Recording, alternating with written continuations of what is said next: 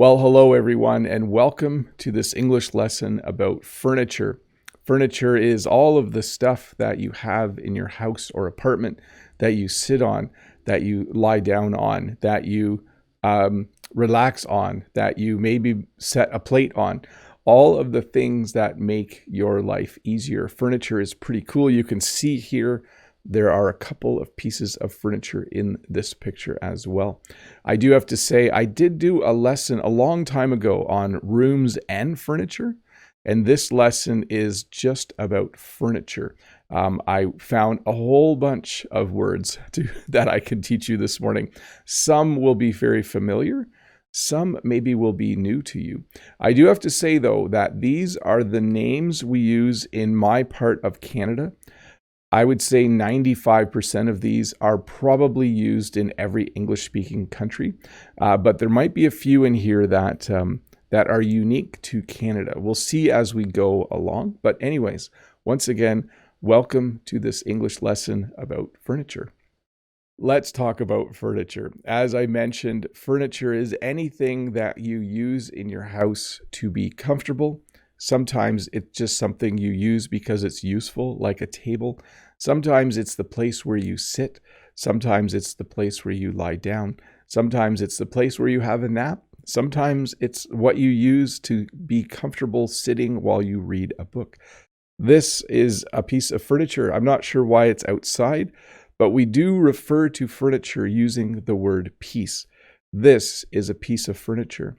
This is a piece of furniture. This couch is a piece of furniture. It's a unique phrase. I'm not sure why we use the word piece, but people will say things like this. Oh, your new apartment looks good. It looks like you still need a few more pieces of furniture. Or do you need to buy a piece of furniture or two for your new house? Or did it come furnished? When something comes furnished, it means it has all the furniture there already. But we definitely use the word piece when we're talking about a single piece of furniture. If I could use the word to define the phrase, that would be great. One of the things that is very common in my part of the world is something called a recliner, and we also sometimes call this a lazy boy. This is a type of chair for one person, and it will recline. It will go back, and you can put your legs up. A little thing comes out from the bottom for your feet to rest on. The general term is recliner, but Lazy Boy is actually the name of a company that makes this type of chair, and we now use that word to refer to this type of chair. So when you sit down at night and you want to watch a basketball game, you might sit in a recliner, you might sit in a Lazy Boy, and you might put the chair back, that's what we say, put your feet up and sit and enjoy what you are watching. When I do this, though, sometimes I fall asleep. Whenever I'm in a recliner and I go back, if I'm a little bit tired, sometimes I doze off. Here are the standards. A couch or sofa is something that looks like this. This is a place where multiple people can sit. Maybe you've invited friends over for coffee and you're going to just sit in your living room, or you might sit in your recreation room. We call it rec room. To just have a cup of tea or a cup of coffee and to sit and chat. You might sit on a couch. We also call this a sofa. There's this belief that Canadians call this a Chesterfield. I've never called this a Chesterfield. I have always called this a couch. And I rarely use the word sofa. I almost always use the word couch when I'm talking about this.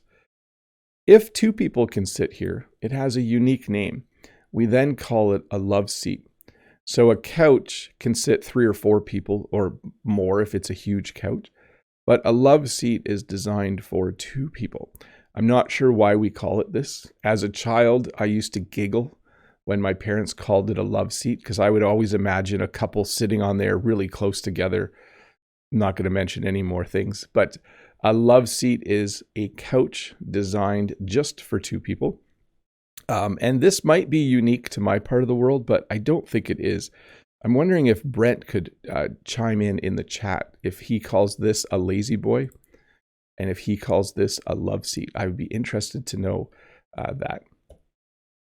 So we have the standard, the chair. A chair is anything that you sit on. Usually a chair has 4 legs and a back, although I think there might be chairs with 3 legs. That would be rare. But a chair generally has 4 legs. Sometimes it's cushioned. Sometimes it's just made of wood or plastic. Sometimes it has arms. Sometimes it doesn't. But a chair can be found in the kitchen. A chair can be found in the living room. A chair can be found anywhere in the house, actually. We even have a chair in our bedroom. We even have a chair in our hallway, I think. Yes, I'm not sure why. I should figure that out. And of course, I mentioned this already. A chair with arms is called an armchair.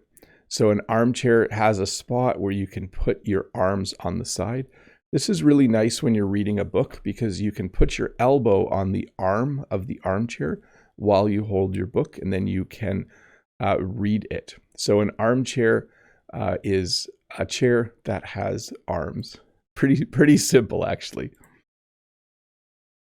And we have something called a beanbag chair. We had a beanbag chair, but eventually it broke. A beanbag chair is filled with small dried beans or small beads made of plastic that just make for a very comfortable chair. When you sit in it, the chair forms around the shape of your body. So when you sit in a beanbag chair, it's very cozy and it's very comfortable. I actually think maybe we should buy another beanbag chair. They're very, very fun. Kids especially enjoy beanbag chairs. So Brent, who's from the United States, says yes to me. Both terms are used. So the term lazy boy and the term loveseat are familiar to Brent as well, who speaks the American flavor of English. Yes, I should buy another beanbag chair. That would be super fun. I love beanbag chairs. And then sometimes we have what's called a footstool. When you sit on a couch or when you sit on a chair, you can put your feet up on a footstool. By the way, you can sit in a chair and you can sit on a chair. It kind of depends what kind of chair it is. If I was to sit on a kitchen chair, I would say I'm sitting on a chair. But if I was to sit in an armchair, I might say I'm sitting in a chair. So you can sit on a chair and you can sit in a chair. I think it just depends how much of the chair is around you. A footstool can sometimes be called an ottoman as well. A footstool is just a nice place to put your feet. When people say, I'm going to go home and put my feet up and relax, they usually mean that they're going to sit somewhere where they have a footstool, where they can put their feet on the footstool and simply relax a little bit. And then we have, of course, a rocking chair. A rocking chair is very common in a baby's room. Often a rocking chair is used to soothe a child or baby who won't sleep. You'll hold the baby and then you'll rock in the rocking chair. By the way, I'm sitting in an office chair, not a rocking chair, but it does happen to go back and forth as well. But a rocking chair is a fairly common thing to have when you have babies, to have a rocking chair so that when the mom's feeding the baby, or when either the mom or dad are just sitting with the baby, trying to get the baby to sleep, sometimes you'll sit in a rocking chair and the rocking motion will soothe the baby. And then we have what's called a stool. A stool is simply a really high thing to sit on, usually with 4 legs. It can have 3. And they're really nice because you don't sit all the way down. It's easy to get on and off a stool because the where you sit is the same height as your butt, basically. And we have another type of stool called a bar stool, which simply has a back on it, so you can sit and be a little more comfortable. Stools are common in rooms like if you have a rec room, if you have a pool table or a dartboard or a room where people would stand more than sit, you might have a few stools around for people to sit on. We have a bar stool. I think in the barn we have a bar stool, a really old one that cheap Bob the Canadian found on the side of the road. I should take a picture of it someday and show you. A bed. So a bed, simply put, is the place where you sleep. And other things can happen there with consenting adults. I won't go into that, but a bed is usually consists of a frame, a box spring, and a mattress in my part of the world. So this is a little hard to describe, but the bed frame is made out of wood or metal, and it is basically the skeleton of the bed. It's what everything else goes on. We call that the bed frame. In my part of the world, we put something on top called a box spring, which is simply a big square. It looks like a mattress, but it's actually kind of hard. And then on top of that, we put the mattress. The mattress then has sheets and everything like that. By the way, at this end of the bed, we have what's called the headboard. So once again, a bed is where you sleep. It consists of a bed frame, and then in this part of the world, we put a box spring, and on top of that, we put a mattress. And then earlier, someone mentioned bunk bed. Mode Eggs was talking about bunk beds. Bunk beds are stacked beds, one bed on top of the other bed, usually found in kids' rooms. They could be found in like a dorm at a university, or maybe if you are in the military and you are in the barracks where people live on a military base, they might have bunk beds. But a bunk bed is basically a bed with another bed on top of it. Interestingly enough, when I think about the word bunk bed, like, oh, are you going to buy a bunk bed? I would say yes. And if someone said, oh, do your kids have bunk beds? I would say yes. So the pluralization of bunk bed, like in the singular, it still means two beds. When you say bunk beds, it can mean one set of bunk beds or more than one set. Kind of weird. I didn't realize that. And sometimes I learn things when I make the lessons. Beside the bed, you will find a night table or nightstand. This is just a small piece of furniture. Notice I'm using the word piece again. I've used it often. A small piece of furniture that you can put things on. Usually people will have their alarm clock. They might have a book on their nightstand or night table. In the nightstand, they might have a few other things. I sometimes put my watch in the drawer of my nightstand because it glows at night, and I don't like the glow. And usually people will have a small lamp. This is within easy reach when you're in bed. So if you need to turn the light on quick, or if you need to set your book, or in my case, your reading glasses down before you go to sleep, that's where you would put them, on your night table or nightstand. Often people will have a dresser in their bedroom. This is simply a large piece of furniture with many drawers. And this is where you would keep your foldable clothes.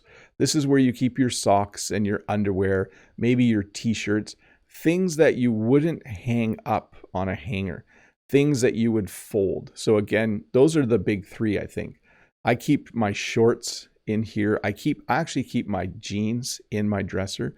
But then I have other things that I do like to hang up, and you would then put them in a wardrobe. Now, Jen and I don't have a wardrobe. We actually have closets in our bedroom where we can hang things up. But a wardrobe is a piece of furniture with doors on the front, with a place where you can hang things up on coat hangers. So if you had like nice shirts, or maybe you have really nice dress pants and you don't want them to get wrinkled, you would hang them in your wardrobe. Again, in my case, Jen and I hang our clothes in our closet. So a closet isn't a piece of furniture. It's part of the room. But a wardrobe is something you could buy. It's a large piece of furniture that you can buy and put things in.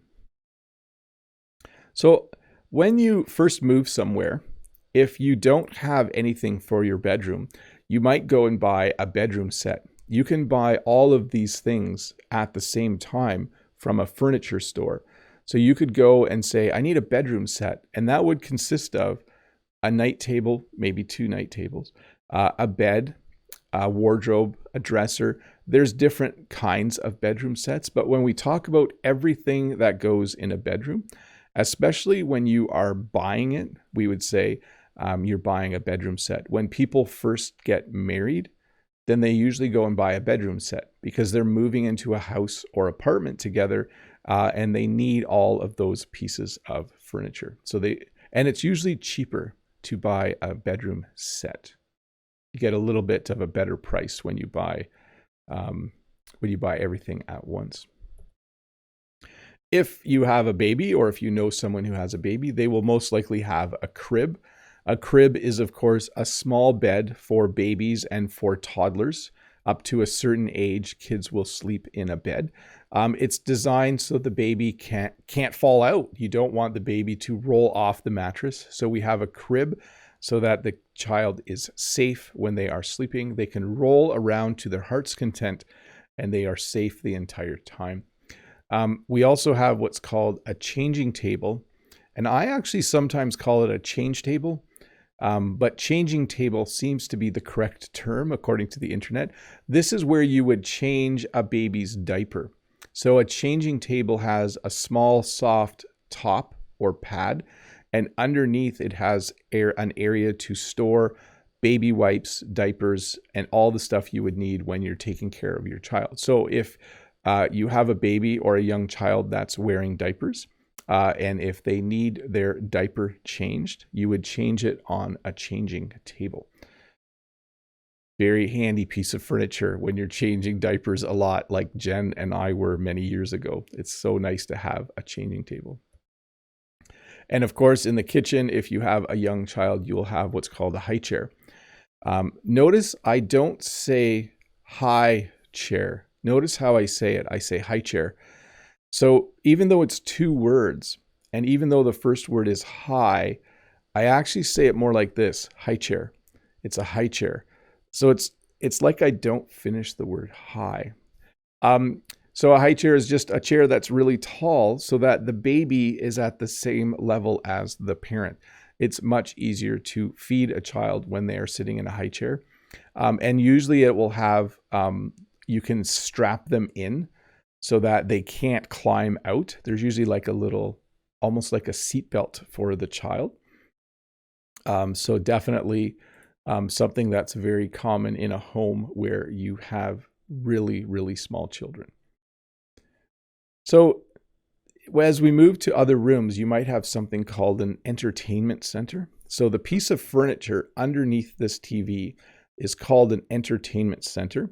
We also sometimes call it a TV stand. They are pretty much identical. They are just small, low pieces of furniture where you can put your Blu-ray player, if you still have one of those, where you can put your gaming consoles. Maybe you have an Xbox or a PlayStation or a Nintendo Switch. You would put those things in the bottom of the entertainment center. Maybe you have cable TV and you have a little cable TV box that would sit in the bottom of the entertainment center. So this little piece of furniture here, we would call an entertainment center, or we would call it a TV stand. If you went to a furniture store and said, where are the entertainment centers, or where are the TV stands, they would send you to the same section. They mean the same thing. And of course, the general term table. Anything with four legs and a flat surface that you would put things on, we would call a table. So you might sit and eat at a table. You might have a small table for playing games with friends. A table is usually a standard height. I'm not sure what the standard table height is, but it's a place that it's comfortable to sit at. So notice you can sit on a chair, but you can sit at a table, which requires a chair, by the way. When we have meetings at work, sometimes we sit at tables to have that meeting. At lunch, I sit at the table in the staff room. At night, Jen and I call the kids down and we say, come to the table. Everyone sit at the table. We're going to have supper. So a table, four legs, flat surface, very, very useful invention. You might have something called a card table or folding table. Jen and I have a table like this in our back room. If friends come over and we want to play cards or a board game, we will get out the card table or folding table. The legs fold up and we can store the table in a special room in our house, so it's out of the way. But when we need it, we can take it back out and use it. And then, of course, I've mentioned this a couple of times. You have what's called a kitchen table. This is the table that you would usually find in the kitchen of a home. They are different sizes depending on the amount of people who live in the home. We have a big family, so we have a big kitchen table. We can actually sit 10 people at our kitchen table. So we have enough room, and our kitchen table has what's called leafs in it. So you can take pieces of the table out and you can make it bigger and smaller. I should have found a small video on that. But our kitchen table has 4 leafs that you can put in. So we can continually make the table bigger or smaller depending on how many people are coming over for supper or dinner. And then usually you have kitchen chairs around the kitchen table. In our living room, we have a coffee table. This is a low table, usually located in front of a couch.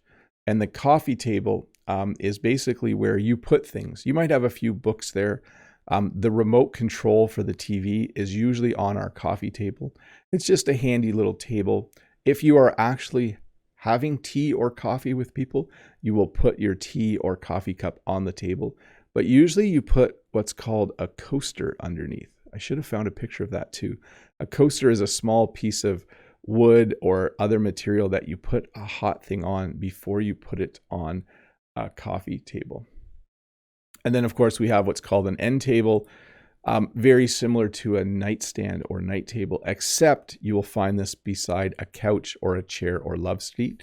An end table is just a small place to put maybe a plant, maybe your books, maybe your reading glasses. You might put the remote control on the end table as well, and you might just keep it there because then it's easy to find it back instead of losing it in the couch cushions. That's the worst thing when you can't find the remote control. So you might have a desk if you are a university student, or if you're just a person like me. I have a desk. Where's my desk? My desk is right here. I'm actually sitting at a desk as well. I have 2 desks. This is where I do most of my work, and this is the desk that I live stream from. A desk is a small, it's similar to a table, but it's very tiny and it's made for one person. It usually has some storage. You can see this desk has drawers on the far side. Sometimes a desk will even have a small cabinet built in, like a door that you open. But a desk is where you would do some writing. It's where you would put your computer. Let's see here. Let's see. I need to go now, says Mode. But before I do, let me remind you one last time to keep your to keep your throat. It looks like you're feeling refreshed now, and that's awesome. Thanks, Mode. Have a good day, by the way. I hope you have an enjoyable day. So yes, again, desk. By the way, the lamp that you put on a desk is called a desk lamp. And the chair you use at a desk is usually called an office chair. Or if you're young and you play computer games, you might have a gaming chair, a really fun chair that goes all the way back. It's a little inside joke for you younger people. I think you'll know who I'm talking about. If you have a gaming chair that goes all the way back, that's usually pretty cool. Let's see here.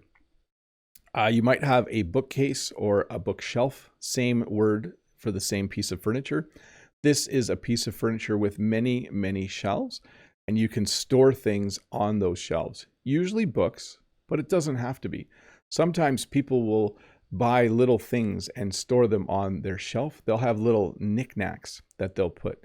Or is it called bric-a-brac too? I think knickknacks.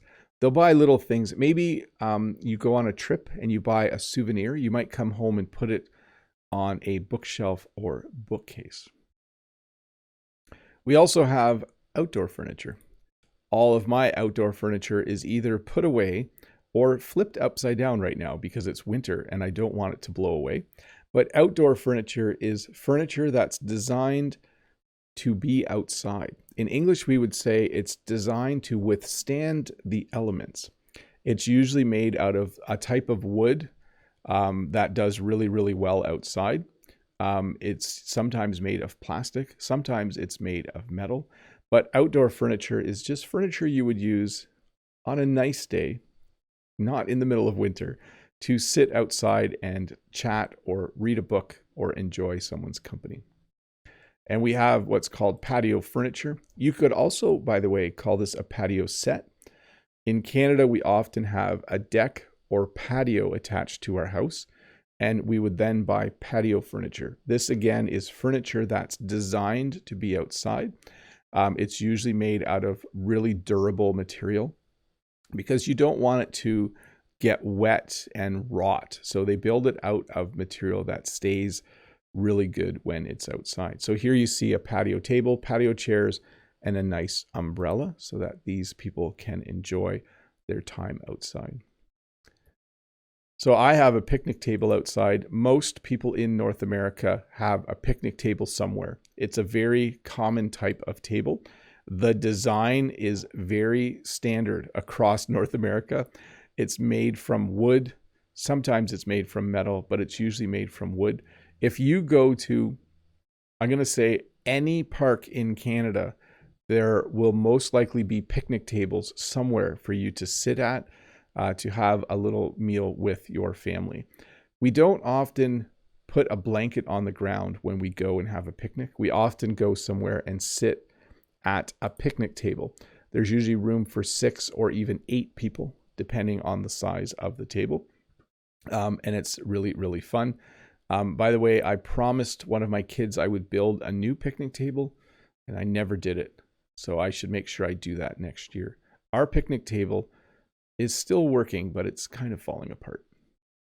And then we have the classic lawn chair. So a lawn chair is a foldable chair that you can use outside. This is the old version of a lawn chair. There are newer chairs now that are much better designed, but when I was a kid, this is what a lawn chair looked like. And we still have lawn chairs that look like this. A very light, foldable chair that you can bring with you when you go camping, or in the summer when you go visit someone. You might bring lawn chairs so that you can sit outside around a campfire to enjoy each other's company and to talk.